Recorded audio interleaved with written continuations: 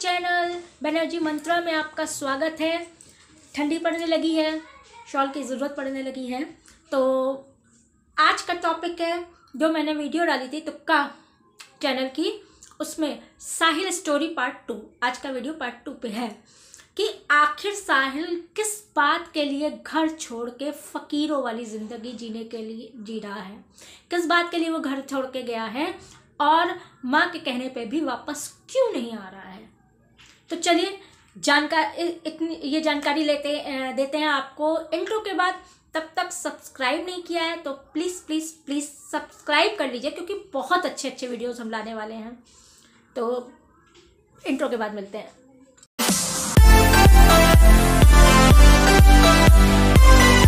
Welcome back. तो बात करते हैं कि साहिल आखिर किस बात पे घर छोड़ के गया है और अब वो दरगाह में है, और किस लिए घर बार छोड़ के माँ छोड़ के फ़कीरों वाली ज़िंदगी गुजार रहा है।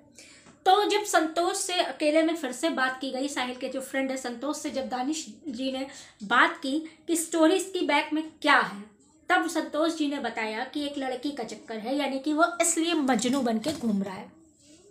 एक लड़के का चक्कर है जिससे उसकी शादी नहीं हो पाती है। प्यार करते थे एक दूसरे से और उससे उनकी शादी नहीं हो पाती है, जिस वजह से लड़की की शादी उनके घर वालों की मर्जी से कहीं और होती है। शादी से पहले गए थे साहिल गया था उस लड़की के यहाँ कि चलो हम लोग शादी कर लेते हैं, माँ बाप की को आके बाद में बता देंगे या कुछ भी है, चलो शादी कर लेते हैं हम लोग। तो लड़की ने कहा कि मेरे पेरेंट्स मेरे लिए ज़्यादा मायने रखते हैं और मैं ये काम नहीं कर सकती। और लड़की ने जब लड़की से साहिल ने ये कहा कि मैं चल जाऊँगा, मर जाऊँगा, कुछ भी, तो लड़की को इस चीज़ का अंदाज़ा नहीं हो पाया था कि ये सच में कुछ ऐसा कर लेगा। और उसने कहा जो करना हो कर लेना, लेकिन मैं ये गलत काम नहीं करूँगी, मैं अपने माँ बाप के खिलाफ जाके तुमसे शादी नहीं कर पाऊँगी। इसके बाद उसकी शादी कहीं और हो जाती है। और फिर पहले हम आपको देखते हैं कि दिखाते हैं कि संतोष ने स्टोरी जो बताई रश्मि की, यानी कि वो लड़की का नाम रश्मि था, तो क्या बताई, क्लिप देख लीजिए फिर बात करते हैं। एक लड़की है, हाँ, जिसका नाम रश्मि है। अच्छा। वो साहिल उससे बहुत प्यार करता था, मतलब उसके लिए कुछ भी कर सकता था।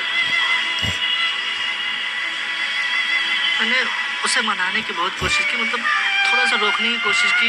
अरे वो बहुत तरह से प्यार करते हैं,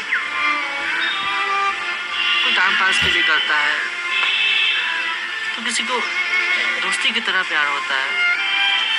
ये उसके प्यार में इतना डूब चुका था कि वो उसके लिए कुछ भी कर सकता था।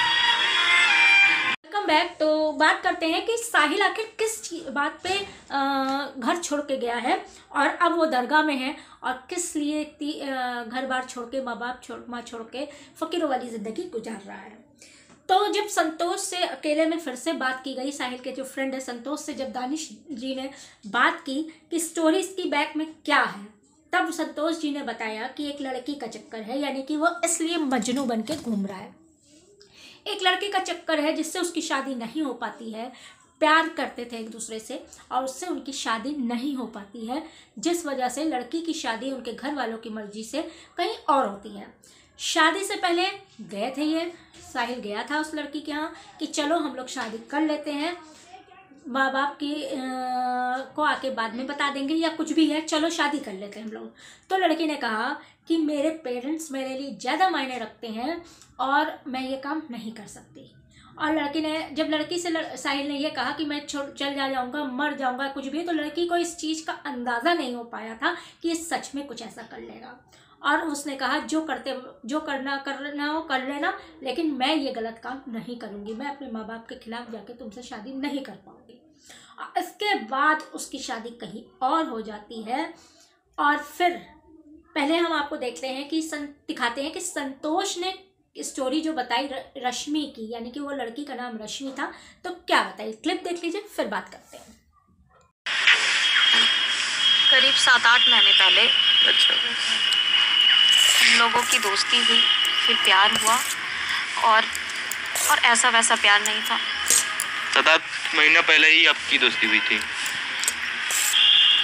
नहीं, दोस्ती बहुत पहले से थी, लेकिन जब प्यार हुआ तब की मैं बात बता रही हूँ। अच्छा। उस वक्त पे ऐसा था कि उसके सिवा मुझे और कोई नज़र नहीं आता था। जैसे बोलते हैं ना, दो जिस्म एक जान, ऐसा था। लेकिन फिर अचानक से मेरी शादी की बात होने लगी और मैं साहिल से शादी करना चाहती थी। लेकिन दानिश, आप अगर मेरी जगह रहोगे तो समझ में आएगा कि परिवार की खुशी ज़्यादा महत्व रखती है। मैं उस वक्त समझ में नहीं आया मुझे कि मैं क्या करूं। फिर मेरी शादी हो गई। वो मेरे पास आया था, शादी से पहले वो मेरे पास आया था और उसने बोला कि देखो रश्मि, मैं तुमसे बहुत प्यार करता हूँ, चलो हम लोग शादी कर लेंगे, मुझे किसी और की परवाह नहीं है, ठीक है। उसने ये बात बोला कि चलो हम दोनों शादी कर लेते हैं। लेकिन मैं बोली क्या कि नहीं, मैं परिवार से बहुत प्यार करती हूँ और मैं ऐसे शादी नहीं कर सकती, क्योंकि मेरे पेरेंट्स मेरे लिए बहुत इम्पोर्टेंट लगते हैं। तो मैंने उसको गुस्से में बोल दिया कि जाओ, तुम्हें जो करना है कर लो। लेकिन मुझे क्या पता था, जब मेरी शादी हुई उसके बाद पता चला कि वो कहीं नदी के किनारे वो मरा हुआ मिला। ऐसा देखा आपने क्लिप में, आपको पूरी तरह से क्लियर हुआ कि हाँ, एक लड़की थी रश्मि, जिसके कारण से ये सब हुआ है, जिसके मना करने के बाद उसने ऐसा किया है, कदम उठाया, फिर वो घर छोड़ के चला गया है। और रश्मि को किसी ने यह भी बताया था कि नदी किनारे लाश मिली है, तो वो रो रो के उसका बुरा हाल हो गया था। लेकिन यहाँ पे साहिल जिंदा है और वो घर बार छोड़ के वहाँ पे फ़कीरों वाली ज़िंदगी गुजार रहा है दरगाह पे। जो कुछ मिल जाता होगा दरगाह में आने वाले लोगों से, उसी पे वो उसकी गुजर बसर हो रही है। तो अब आगे दानिश जी ने फैसला किया, संतोष के साथ मिलके कि चलते हैं, और संतोष ने बुलाया उस लड़की को, यानी कि रश्मि को बुलाया। जब रश्मि सामने आई दानिश के, तो दानिश ने काफ़ी ज़्यादा उनको मतलब अच्छे से थोड़ा सा समझाया भी, डांटा भी कि किसी के साथ अगर ऐसा करती हो तो क्या अंजाम हो सकता है। लड़की ने कहा अगर आप मेरी जगह होते तो क्या करते, आप मेरी जगह रख के देखिए, क्योंकि माँ बाप की खिलाफत होके, खिलाफ जाके हम ये कदम उठा के भी सुखी नहीं रह सकते थे। और हमें नहीं पता था कि, उस लड़की ने खुद के लिए कहा कि हमें नहीं पता था कि ये सचमुच ऐसा कोई कदम उठा लेगा या सचमुच ये अपनी ज़िंदगी इस तरह से बर्बाद कर लेगा। फिर लड़की ने कहा हमको मिलाने चलो। अब लड़की को कैसे पता चला, रश्मि को कैसे पता चला कि साहिल जिंदा है? तुक्का की वीडियो जब ये कल परसों प्रसारित हुई थी तो उसने देख ली थी, उसको किसी ने चाहे भेजा हो, चाहे जैसे भी किसी भी सोर्सेज से उसके पास ये वीडियो पहुंच गई थी, उसने ये वीडियो देख ली थी, जिसका संदर्भ मैंने अपनी वीडियो पे, कल वाली वीडियो पे बोला है। तो उसने जब देख ली थी तो उसको ये पता चल गया कि साहिल जिंदा है, इसलिए वो आज दानिश जी से मिलने वहाँ पे आई। तो उसने रिक्वेस्ट की दानिश जी से कि किसी भी हाल में मुझे साहिल से मिलवाया जाए। तो दानिश ने और संतोष ने ये चीज़ सोच के, इसकी गंभीरता से सोच के उसको मिलवाने के लिए दरगाह लेके गए। काफ़ी ढूंढने, क्योंकि किसी न किसी तरह से अब कोई ना आ जाए, कोई आ सकता है, इसलिए ये सोच के जो साहिल है वो अपने को छुपा के रख रहा था। उसने वहाँ पे भी अपने को छुपा के रखा था, वो नहीं मिल रहा था।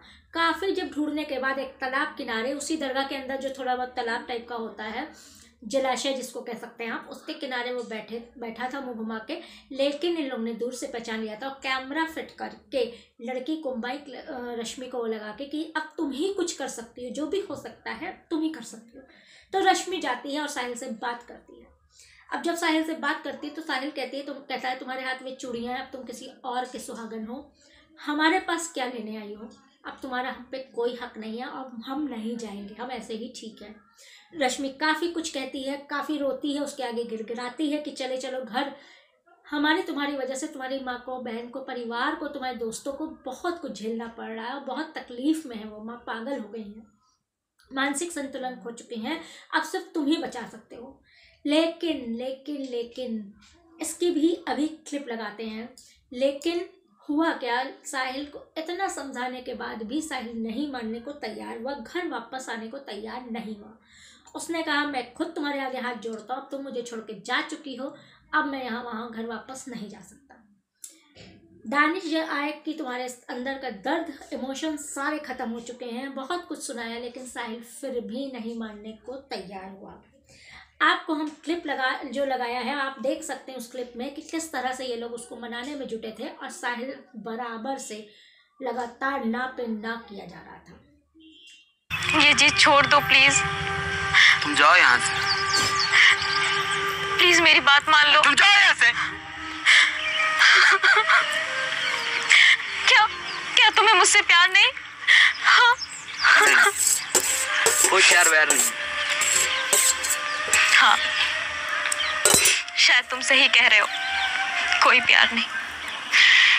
इसीलिए तुमने अपने सर पे मेरा दिया हुआ रुमाल लगा रखा है ना?